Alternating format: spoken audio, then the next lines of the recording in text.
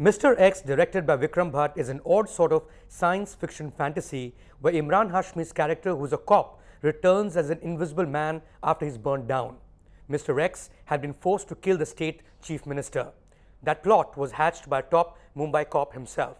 In a cat and mouse chase that follows, Imran Hashmi becoming Mr. X, his girlfriend, who's also a cop, tries to hunt him down to arrest him for the CM's assassination.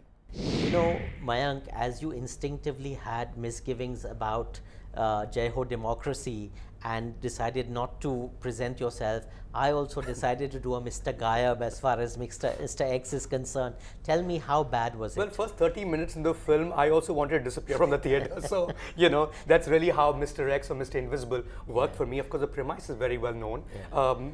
What was shocking about this movie is that there is this cop who's the girlfriend, and there is the other cop who's the boyfriend, which is Imran Hashmi.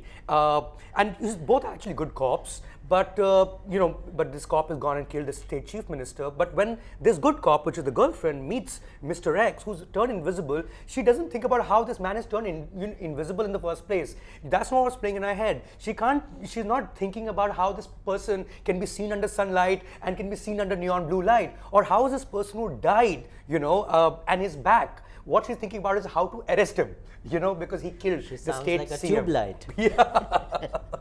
Neon tube light, that's what she needed to be. But I think Mr. X has been made before, the same title, by the Bhatts, Yes. who made this particular picture.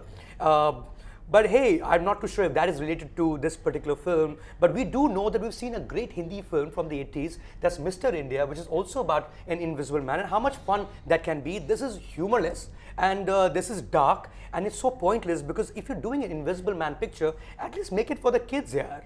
Well, I believe at one point the heroine, I think Amira Dastoor, if that's her name, manages to sniff him out, and she says, it is the odor of his burnt flesh, or is it just the fragrance of Imran Hashmi, the great star, that draws him to him? Please elucidate. It's been at least 10 days since I saw that film, and clearly I was dozing off in this particular sequence, but really that's what the film is.